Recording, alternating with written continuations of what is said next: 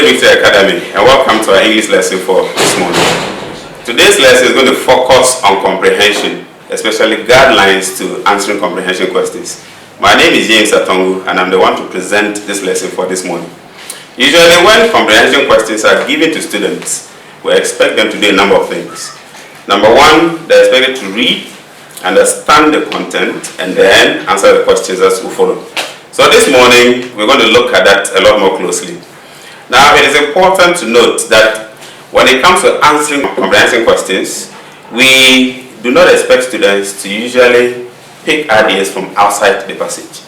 The passage that's given to you, you're supposed to focus on that and answer questions. It is also important that children remember that when they are given the opportunity to answer questions, they pick the answers from the passage, but not only that, their answers should be written also in their own words as much as possible if they can do so, and not to simply lift answers. Now, going forward, we're going to look at a sample passage. That sample passage will give us an idea as to how to go about answering the comprehension questions. I have a passage which is just 2 paragraphs, and this 2-paragraph passage will give us a guide as to where to continue from. At this point, I'm going to read a passage, and the passage will give us a direction as to how to go about answering comprehension questions. Now, after reading the passage, a sample questions will be given. We're going to look at them. Each of them will be answered. We'll explain the principle behind answering the questions in the comprehension passage. Now, let's look at the passage as we have it here, and I'm going to read the passage, after which we'll begin the discussion. Now, the passage goes, in spite of all the beautiful arguments in favor of the so-called economic progress, chalked in the areas of microeconomic growth, stable currency, low inflation, pro-poor programs, there has been an upsurge, in fact a steady one, in the prices of general goods and petroleum products. It would appear to a keen observer that the arguments are not based on verifiable facts. Now, this passage will lead us to the questions. So we'll move to the questions, and a number of them we'll consider. Now, these questions that accompany the passage are going to give a direction as to what the student will do. It will also help us to discuss the principles that you need to follow when answering comprehension questions. These questions, as we have here, we'll answer them one by one. So what we're going to do is that we're going to start picking them one by one, and then we'll respond to them. Now, if you look at the questions as you have here, we selected them purposely to respond to specific guideline that you must follow when you are going to respond to a question. Now, questions that are following the passage are going to be considered. Now, these questions are based on the passage I just read, but they're going to guide you to know which principles you need to apply when you are answering the comprehension passage. I'm going to run through the questions, and then we'll look at each of them one by one. So I'm going to read the questions, after which we'll respond to them. Now, the question number 1 says, what 2 items defeat the arguments? The question number 2, state 4 areas that have seen economic progress. Question number 3, why might the arguments not be based on verifiable facts? And the question number 4, quote a word from the passage that suggests that the increase in price is a continuous one. And then the 5th question says, explain this statement actually in your own words. Now, the statement we're supposed to have quoted says not based on verifiable facts. You want to consider that. Then the 6th question, for each of the following words, find another word or phrase that can replace each of them and fit into the passage. The number of words we're considering include favor, stable, upsurge, and steady. If you go back to the passage, you look at those ones, you find them there. Now, what we're going to do at this point is that we'll pick each question and then we'll look at them closely. Please take note that each question is accompanied by something that will direct you as to how to respond to the question. Now, we're going to examine each question. Please take note. As we look at each of the questions, look at what the question is demanding. It will guide you so that you can answer similar questions when you see them.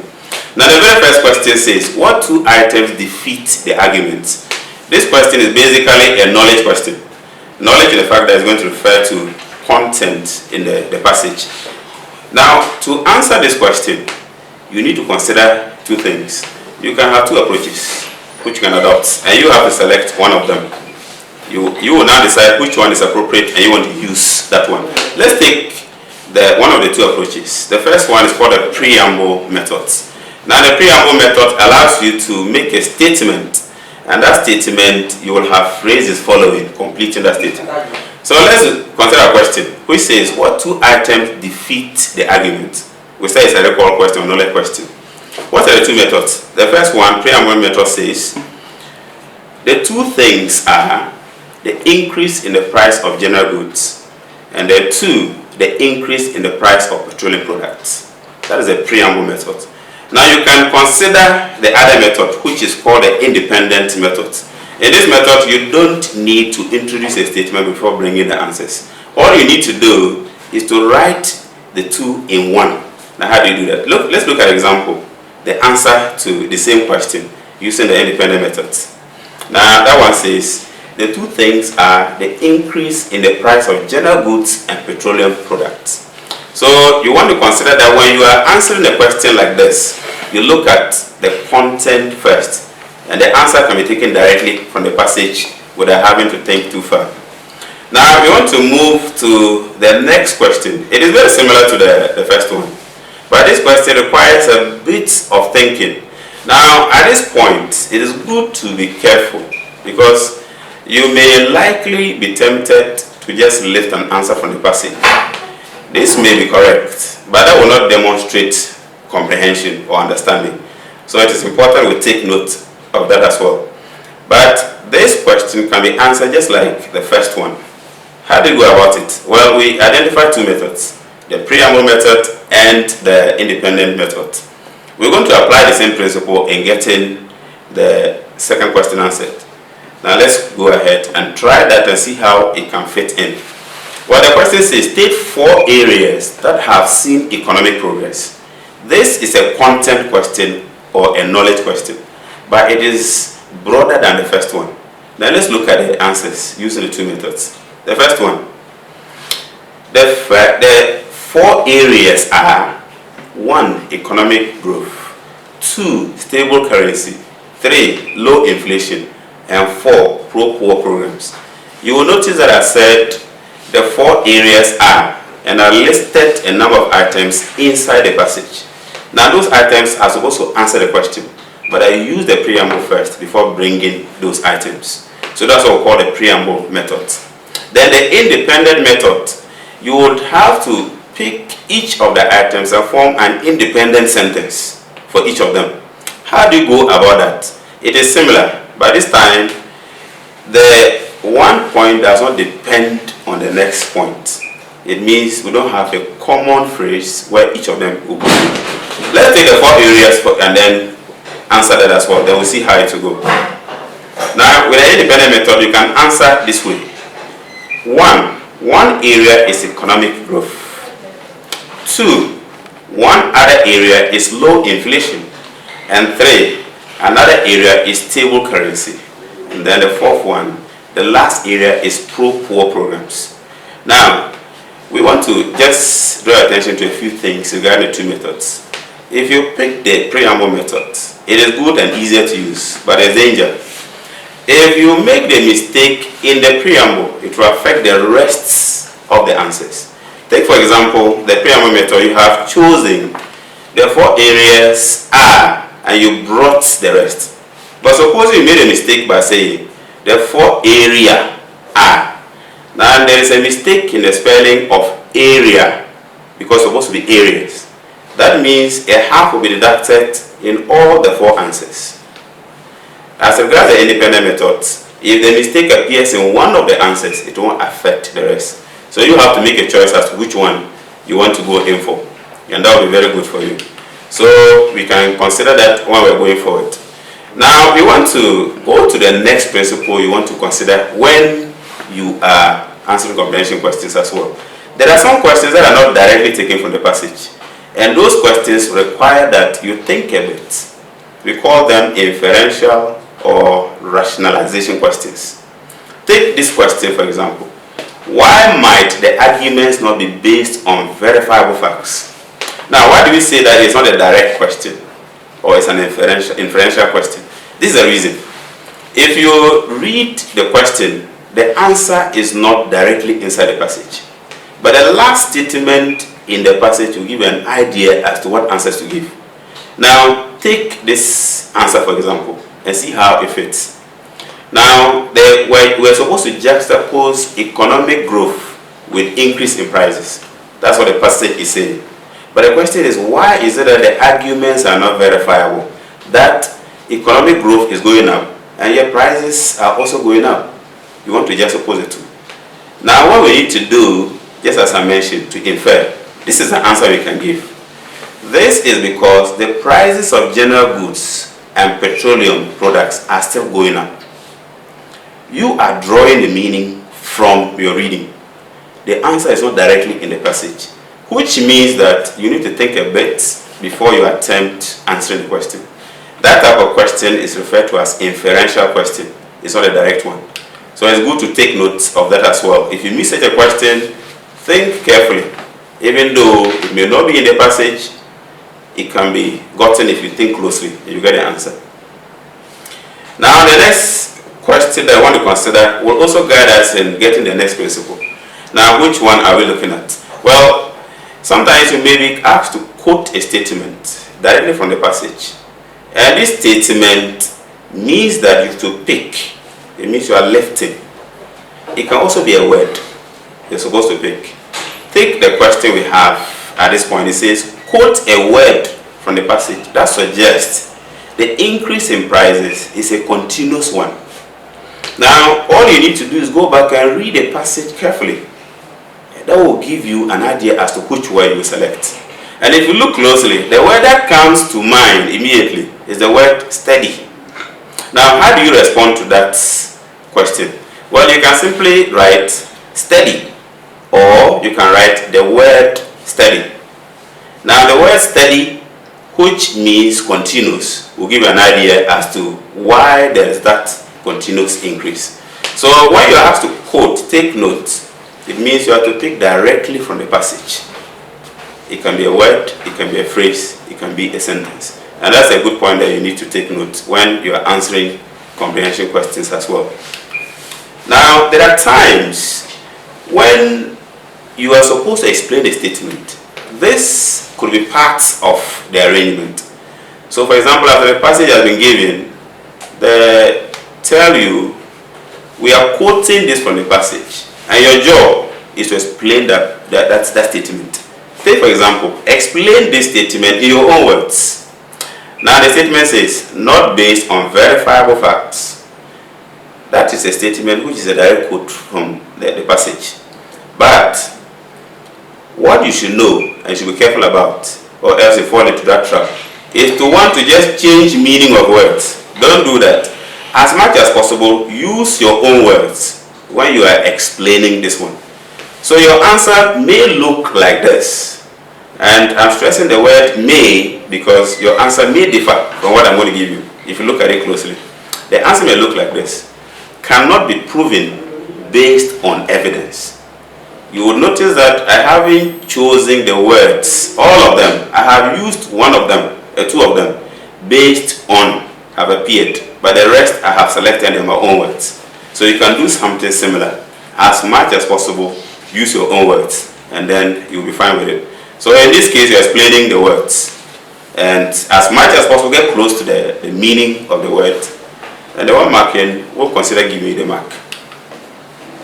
Now, there's another area that is quite dicey, and it's important to take notes, especially at this point. In every comprehension passage, they may include words. And in those words, you're expected to find either another word or a phrase to replace those words. And so you may find this question appearing as we have it here. It says, for each of the following words in the passage, find another word or a phrase that can replace each of them and fit into the passage. So take note, they are stressing that can replace each of them. And then they're also adding fit into the passage. And the number of words selected include favor, stable, upsurge, and steady.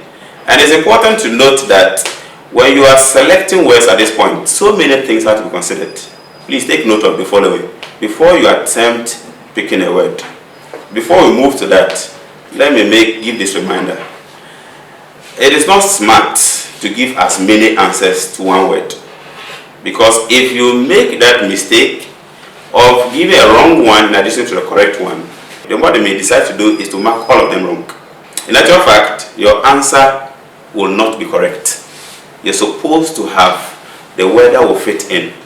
But a number of things you should consider before you attempt to answer. To replace words in the passage, please take note of the following. 1. Consider the word class. 2. The context or the usage. Think about that. Then 3. The tense, if it's a verb, consider the tense. And then 5. Are there any articles or prepositions attached to the word before you attempt to replace them? Now, we are going to look at the words you have, but let's pick just one of them. Then we can make the point regarding why you should consider these things before you attempt answering. Take the word upsurge, for example. Now, if you note in the passage, upsurge is underlined, but there's an article that precedes upsurge, and the article is not underlined. Since the article is not underlined, you will have to consider that article before you select your answers. Now, before I come back to that, let's look at the possible choices of words that may fit into this. These are some words that you can use in place of upsurge. 1. Rise. 2. Inflation. And 3. Increase. Now, if you look at these 3 words, all of them can mean upsurge. But can all of them fit into the passage? No. Only 2 can fit into the passage. Why do I say that? Well, think about the word upsurge again and consider the article accompanying it. You will notice that increase can accept an, so you can say an increase. The same way inflation can accept an, so you say an inflation. And then you will notice rise, and rise cannot accept the article an. So while you have an increase, which is correct, and inflation, which is also correct, rise cannot accept the article an. In that case, even though rise is correct in replacing upsurge, if you were considering the dictionary meaning, in the context of the passage, it cannot fit in. So take note. When you are selecting the words, think about these possibilities before you go ahead to select the word that will replace your words in the passage. These are basic principles that you can consider. Yes, as I said at the beginning, what you need to take notice, a number of things to consider. 1, the word class. 2, the tense, if it's a verb. 3, the context. Then 4, an article or the preposition. And so if any of those are there and the word cannot accept the article that accompanies as appeared in the example here, then your word is not correct, even though it may mean the same thing. So that will inform what word to choose when you are answering. Now, for the rest of the words that have been selected in here, we can do have the meanings. The meanings are here. For example, the one is favor. What word can you use in place of favor? Support can come in. Or think about the word stable. What other word can you use in place of stable? You can use well-performing. And then we have steady. Steady can also be replaced by the word continuous. So it is important that we take note of these basic principles while we're answering comprehension questions. Now, from this point, we would like to leave you with a passage that will allow you to evaluate the principles that we have identified in this session. And we hope that this is going to guide you in preparing and answering any comprehension passage. So thank you for your time and see you in the next one.